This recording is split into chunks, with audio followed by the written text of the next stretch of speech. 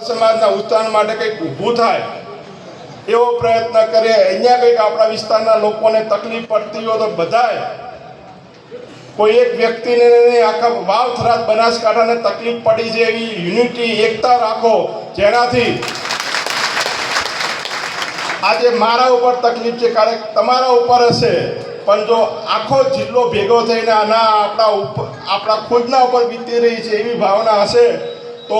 જેમ સૌરાષ્ટ્રના લોકો તમે દેખો કંઈક નાનું મોટું હોય તો કઈ રીતે એક થઈને પોતાના લોકો માટે લડે, બીજા વિસ્તારમાં જાઓ તો કઈ રીતે હોય તો એવી રીતે બનાસકાંઠા વાવ થરાદ જિલ્લાના તમામ સમાજના લોકો એકબીજા ઉપર ક્યાંય તકલીફ પડતી હોય। હમણાં મને રાઘવજીભાઈ અહીંયા પહેલાં કોર્પોરેટર હતા, મને કહેતા કે તમારા અહીંયા બનાસકાંઠાની એટલી લોકો રહે છે, આ તો અહીંયા મતદાન નથી ને કે મારા ભેગા એક કોર્પોરેટરમાં એક સીટ હું હંમેશા વાવ થરાદ બનાસકાંઠા માટે અનામત રાખું। પેનલમાં લડે તો હું એક જીતી જો એવું છે, પણ મેં કીધું વિસ્તાર માટે તમારી લાગણી છે જ અમારા માટે ખૂબ આભાર માનીએ છીએ।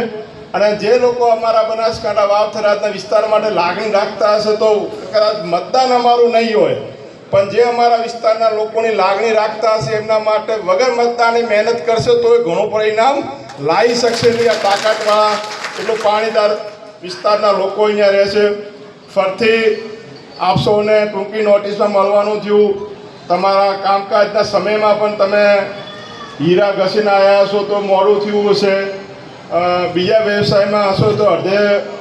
વહેલી દુકાન બંધ કરીને આવ્યા હશો, સમય કાઢીને સૌ બધા અહીંયા આવ્યા છો તો એના માટે ખૂબ ખૂબ આભાર માનું છું કે આજના સમયમાં કદાચ ભાઈ માટે પણ જો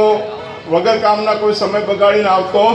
નથી, તેમ છતાં તમે આ બધા આવ્યા છો તેના માટે